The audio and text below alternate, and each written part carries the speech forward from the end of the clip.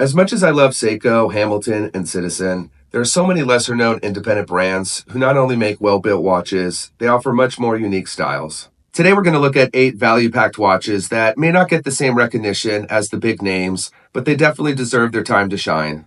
The first watch we'll take a look at is the Dryden Chrono Diver Series 1 in steel blue. The design has a ton of character, really great dimensions, and overall build quality. The dial is just straight up gorgeous. It's glossy blue-gray with white subdials and looks good with the arrow hands and orange accented seconds hand. The light blue hands on the subdials are really cool and help break up the different sections of the dial. Close up, everything looks crisp and the little details are done well. The applied hour markers have polished framing, the internal tachymeter scale adds a bit of sporty design, and the domed sapphire crystal brings it all together. The coin edge bezel has a brush finish, which I think really helps maintain that tool watch look. The dimensions are really great for a chronograph, coming in at 42 by 13.5 millimeters. Powering the watch is one of my favorite movements, the Seiko Mecha Quartz VK63. I've found this caliber to be really accurate, and it's definitely taken my abuse in a bunch of different watches that has this movement inside of it, so it's definitely durable. I will note, currently this particular color is sold out, though I'm sure they will restock. It's also available in a variety of other really great colors that are equally as nice. The best part is the $279 price. The next watch is an absolute home run, the Cicero by Fawler. This chronograph was designed in Denmark, and it's available in 4 really gorgeous dial colors that each give a ton of old school charm. The dial is the big standout that has a lot of really nice details. It features a pyramid pattern dial and Roman numerals that give the watch a bit of a vintage style. The blue is definitely my favorite, and it pairs nicely with the cream subdials and chapter ring. The leaf hands are polished, which was a great choice to tie in the polished case. Speaking of the case, it measures 42 by 12 millimeters, so it's sized just right for a lot of people. Inside is a Seiko chronograph quartz movement, and on top is a double-domed tessellite crystal, so it's hardened and treated for extra scratch resistance. I really like the large rectangular chrono pushers and how they give a bit of a sporty look to balance out the overall design. For $215, it's a great price for everything that's packed into this watch. Switching things up to a more minimalist design is the Classic by Mondaine. The first thing that really caught my eye is the linen texture on the gray dial. It's a little detail, but really makes the watch pop.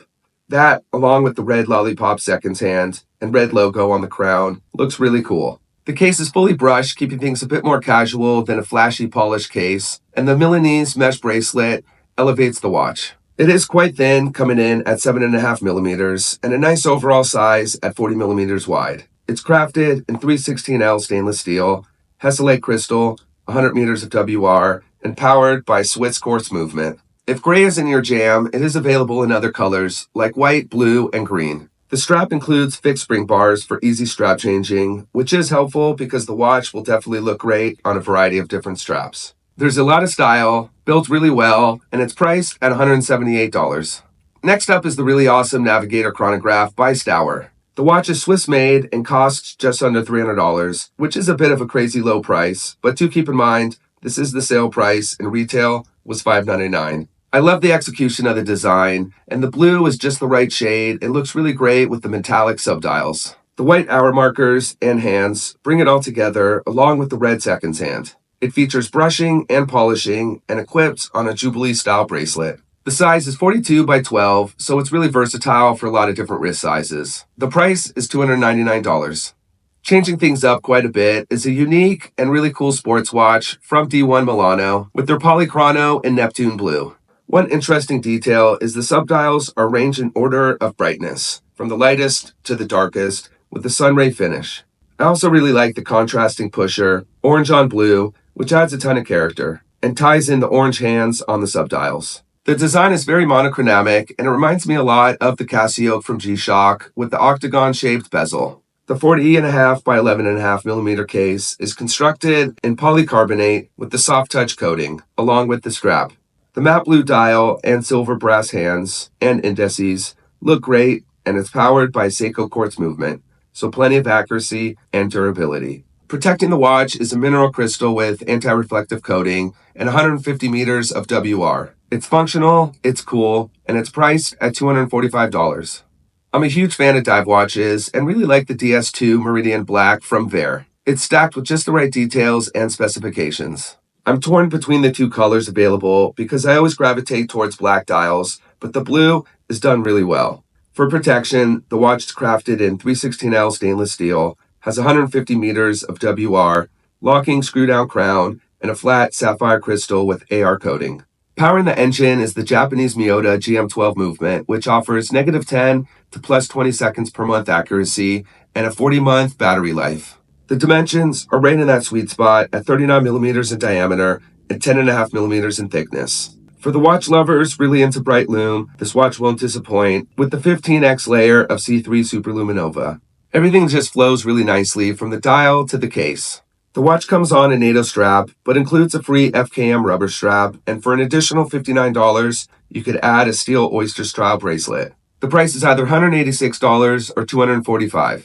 Sternglas is known for their minimalist style watches, so it's really cool to see a sporty chronograph from the brand. The Meteorite dial really takes this watch to the next level, and the little bit of turquoise adds just the right play of color. The multi-layer dial gives the watch some depth, and the 316L steel case has been coated with black PVD for additional scratch resistance. Protecting the watch is a flat sapphire crystal that's been given a double dose of anti-reflective coating. The skeleton hands with white highlights and the turquoise second hand provide good legibility and nice contrast. Inside the watch is the Miyota 0S20 movement. The dimensions are 42 by 10 and 50 millimeters from lug to lug. My favorite detail, and not something we see very often, is the date window is in the bottom section of the 6 o'clock subdial, which really helps with symmetry and not break up the dial by placing it at the 4 o'clock. I'd love to see this on more watches because it's such a smart design. The brushing on the case and bezel look fantastic as well. I've always been a fan of Sternglas and impressed with this chronograph. $299 for a Meteorite PVD coated chronograph with the sapphire crystal is a really great value.